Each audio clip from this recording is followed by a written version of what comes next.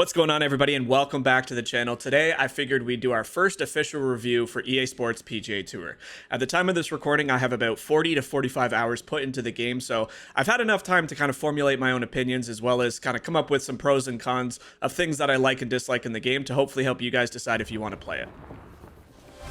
Now, this won't be an official comparison between PGA Tour and 2K, simply because I think that EA Sports needs a little bit more love with patches to fix some of the glaring bugs, and we'll talk about that a little bit in this video. But once we get some more patches, more updates for the game, I'll do a more thorough comparison video, because if we got to remember 2K, this is the second version of the game. We had 2K21, now 2K23. They've had some time to kind of polish it up, so that review will come at a different time.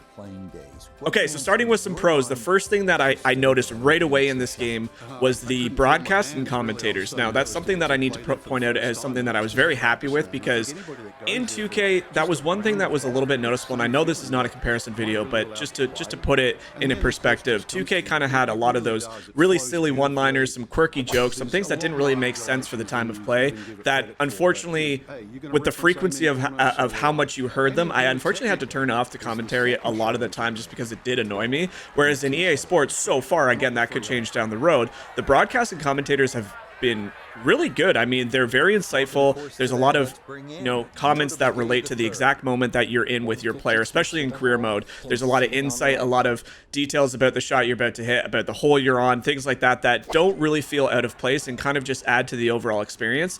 That makes it more enjoyable. And obviously, we have Rich Lerner returning to the game. His last time he was in any of these golf games was back in Rory McIlroy PGA Tour, so it's been a long time, and he's alongside Frank Nobilo, and both of them are just, they're really good commentators in the world of golf. They obviously have been around for a while, so they can offer a lot of knowledge. And then on the field, we have Nota Begay III and Iona Stephen, both highly respectable figures, adding that color commentary, and they have actually, in a lot of circumstances, playing on the harder difficulty, have offered a lot of insight and tips into what you should be hitting, whether you should club up, whether the ball is sitting up, better than the UI might be indicating, as well as helping you out on a putt. There's been times where you'll hear like Nota Begay basically say like, this putt is not breaking a ton, maybe a cup outside to the right, and if you listen to him, there's a good chance that with how difficult the putting is, that he's actually giving you the right information. So very, very good on that front. It's a big pro in the game, in my opinion. And alongside that, another shout out I got to give is just the music they've decided for this game. I mean, the music is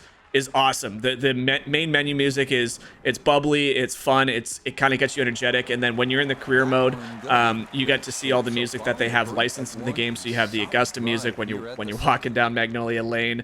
You have the US Open music at St. Andrews, and just in general, the music is really, really good in this game, and it just brings a whole new level of atmosphere to these courses, to these tournaments that really benefit the game strongly. And then going off that point, we got to talk about the visuals and course accuracy. I mean, from the moment that I stepped in this game, it is absolutely beautiful out there. The courses, the work that the EA team put into designing this game are second to none. I mean, it truly is light and day from other golf games. And I think there's a lot of comments online about it feeling laggy or not looking the best, and we'll talk about that a little bit in one of the cons. But right now, for this point, I do think that console folks, you got to wait for that 60 FPS update. I don't think it's doing it true justice, because I'm playing on PC at ultra graphics on 144 FPS, and let me tell you, it's absolutely stunning. The game is perfect. There's no blade of grass that looks weird. There's all the detail when you're doing hole flyovers, even from way up when the ball is super high in the air. You can see a lot of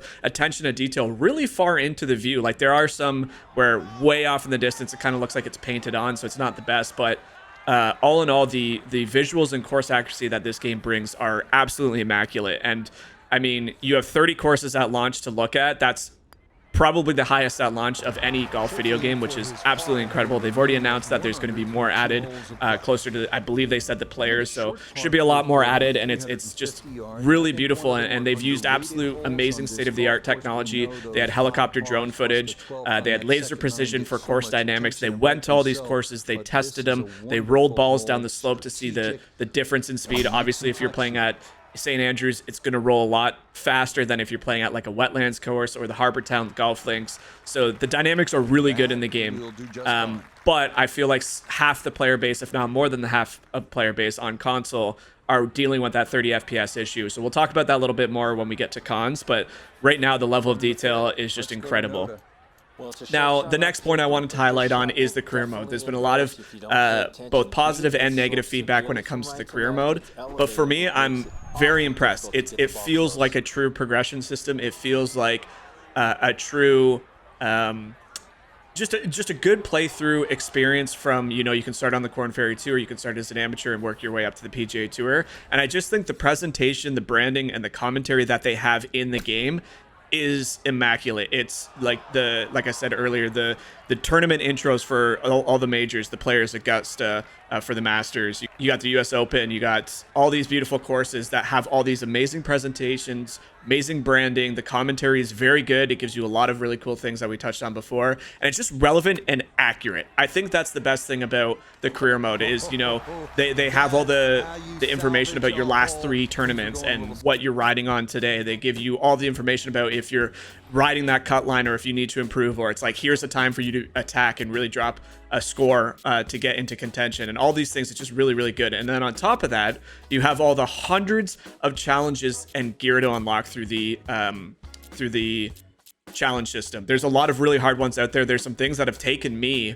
you know, 10 tries just to get it, and I think that's rewarding. I think, you know, they have all the basic, you know, shot drills where you go out there and just make sure you hit 5 fairways, hit 5 shots on the green, putt 5 things in. Those are the basic ones. Doesn't earn you a lot of loot or in-game currency, but there is a lot of really good things about doing those trials that are challenging. And I think that's the most important part, is there are some challenging ones in there. You don't want a system like that where it's overly easy. You fly through all, you know, a couple hundred of them, get all the money that you want to buy, you know, cosmetics and different things. And that's one good thing, is there is no pay to win currently. And I think that is a huge bonus. It looks like the majority of things are just ticket entries for online tournaments, as well as cosmetics in the shop.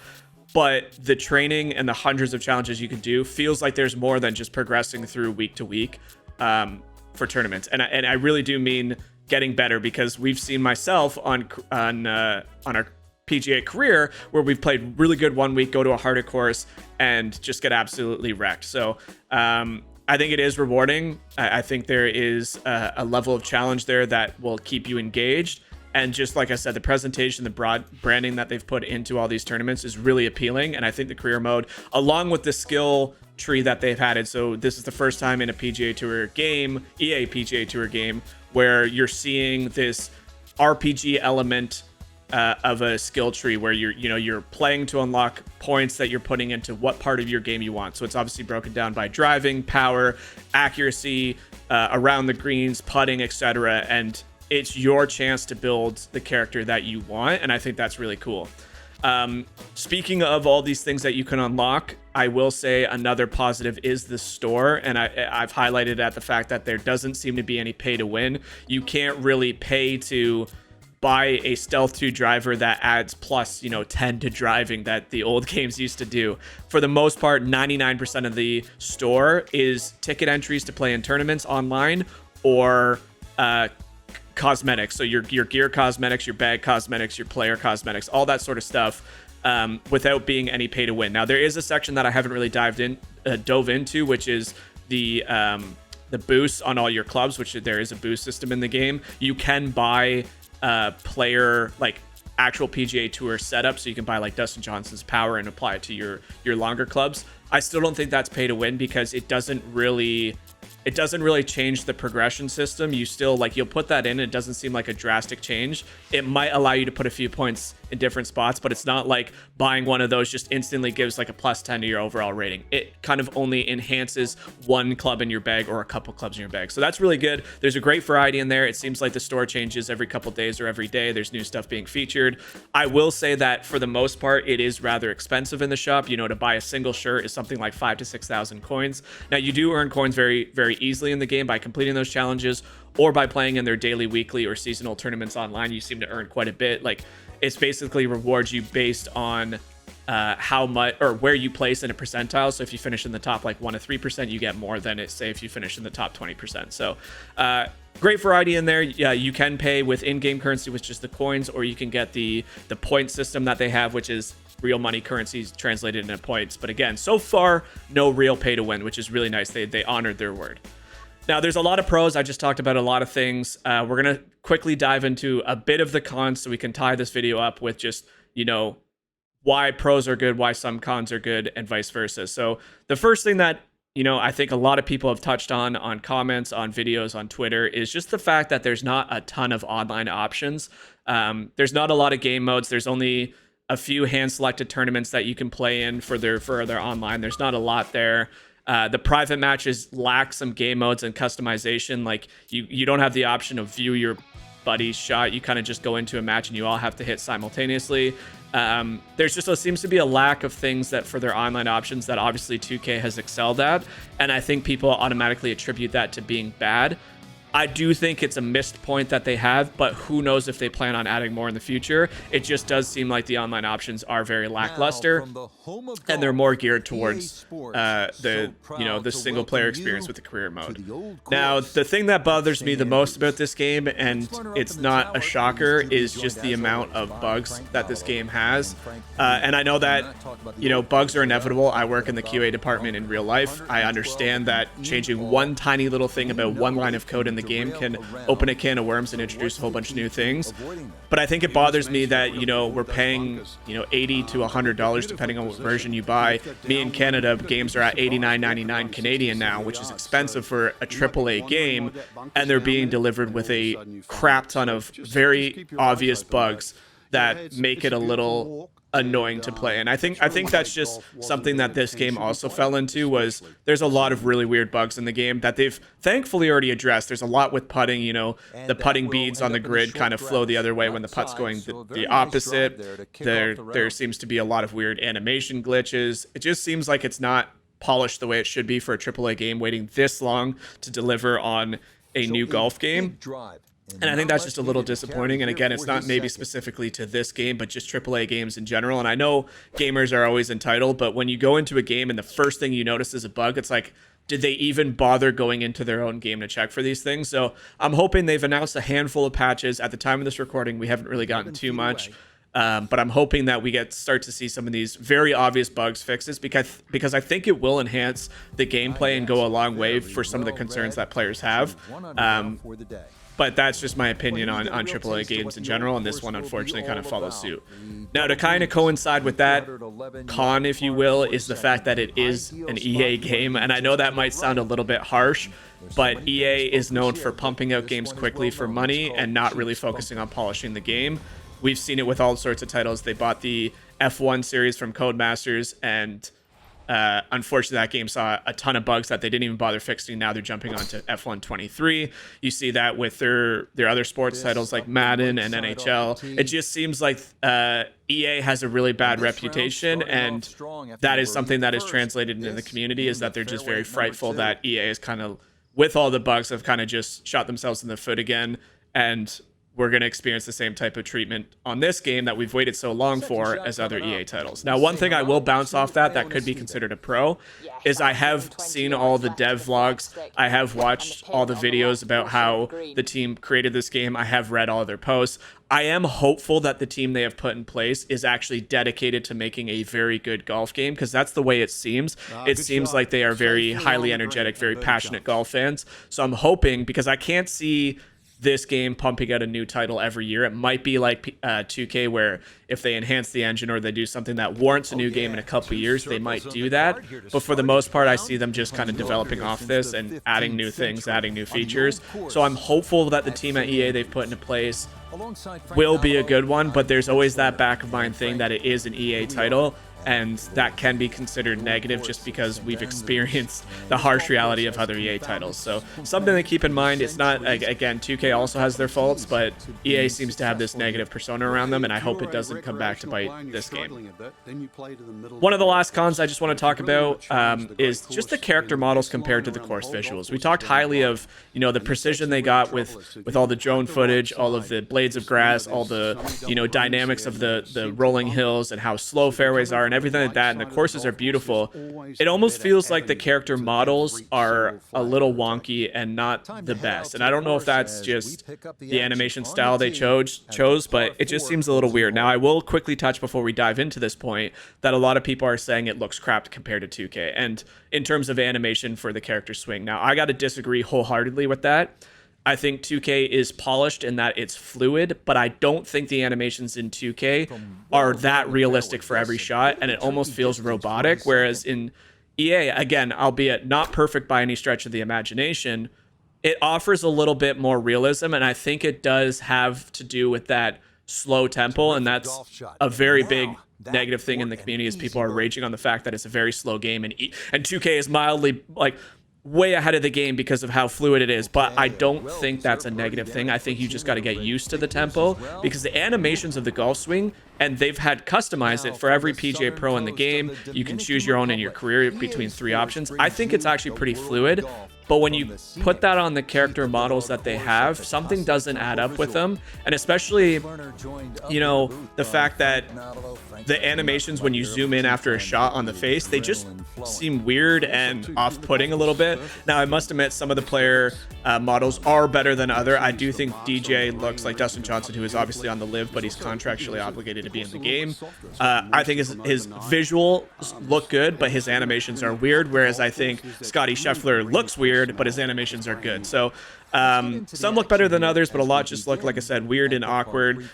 Celebrations also have those weird facial animations, like on my PGA Tour, like my character in PGA career. It just feels like his facial animations are just not the right size for his face. Sometimes I'll smile and my teeth will pop through the gums. Sometimes, like, his eyes do some weird things where he's looking way off to the left, but his body's facing right. It's just some weird things that kind of, with how real the courses look and how they're trying to go for that simulation feel of a golf game, it just doesn't feel quite right. And then on top of that, the reactions of the characters just seem like, we talked about the commentary and being so spot on for the moment you're in. It seems like the reactions of your character, especially your created character, just feels really weird. Like I had one where I made a pitch to about 25-30 feet, rolled back down the hill. Wasn't a great shot by any means from like 60 yards out, and my guy did a massive Tiger Woods style fist bump, full spread of the legs, cheering, and it's like, and there's nobody clapping for him in the gallery, so it seems a little weird. But those are things that can all be addressed post-launch, and I think that they can hopefully address some of the concerns. There's a lot to like about the game. There's some current concerns about the game, but I think the most important part of this early review is EA Sports PGA Tour is a very different game than 2K Sports, and that is okay. There's a lot of hate online, a lot of communities divided, you know, fan bases around each company. It's like, these guys are multi-billion-dollar companies. They don't need you to voice your opinion so negatively towards the other one on social media, because one, fans don't care usually, unless you get a handful of people that argue back, and they don't care either. They're either going to take it and implement it in their game, or they're just going to read that comment if they see it and not give a shit. So I think these games are not supposed to be the same. I think they play very differently. I think they both have their strengths and their weaknesses. But the divide between fan bases, and I even see it on my comments of people like chopping each other's heads off because one person said they liked this game and the other one said they didn't. I think it's okay to have your opinions, and I think it is okay to form your own opinions based on playing the game or seeing the game in videos. You don't have to listen to every community member. Just because somebody thinks 2K23 is the top dog of Golf World and this is just at the bare bones pits, doesn't mean you're entitled to feel that way or feel like you have to feel that way. They are trying to do different things. So far, I get the opinion that, or I give my own opinion that EA Sports is really trying to be a single-player experience with a lot more realism, and then online play is secondary, at least at the moment of this recording, whereas 2K Sports does not have that really fleshed out, polished career mode, but it has an unreal online experience. So I think you need to really understand that. In terms of swing style, and people are saying clunkiness, I personally, this is my opinion, do not come from my head, I think 2K23 is a little robotic, albeit very fleshed out because they've had time to iterate on it. It feels a little bit more real to true golf, where you have that slow backswing into the fast tempo. You have the choice to customize the tempo if you want. I think that offers a different but unique and good experience if you're willing to do it. So to sum up, a lot of good things, a lot of bad things. form your own opinions. Do not listen to others because, like I said, people being Twitter warriors or going on to TikTok comments and calling you an idiot because you like one game over the other just isn't necessary. If anything, I think having another PGA title is very good for the game. Hopefully they push each other to do better things. Hopefully you see some elements from that are good on 2K get implemented to PGA and vice versa. I think they can feed off of it. And I think competition is good for the space. If you remember back to NHL, when 2K created the NHL game, it didn't look visually appealing as much as EA Sports, but it did a lot of really good things for the game and played completely different. So I hope they feed off each other. I hope that they find time to really dive in and fix some things. But that's just my early take. Like I said, I'm not going to compare this to 2K just yet because they are very different and it needs time to polish up. But I think they are both unique experiences where if you were able and in a position where you can afford both, I think they are both good experiences. And I hope you guys have been enjoying the videos. There's been a lot of really positive feedback on my YouTube and TikToks and social media. So I appreciate all the love and support, guys. It means the world. I'm having a lot of fun pumping out this content for you. There's going to be a lot more in the works. I got a lot of plans coming up. And as we get towards each majors, we're going to do more and more cool videos like Live versus PGA. We're going to do Can We Survive, ocean courses with 25-mile-per-hour winds, things like that. But I appreciate it nonetheless, guys. Hopefully this game continues to grow and advance and we can get a little bit less of this divide between communities. But thank you so much for watching. Enjoy the rest of your day and we'll catch you back in the next one.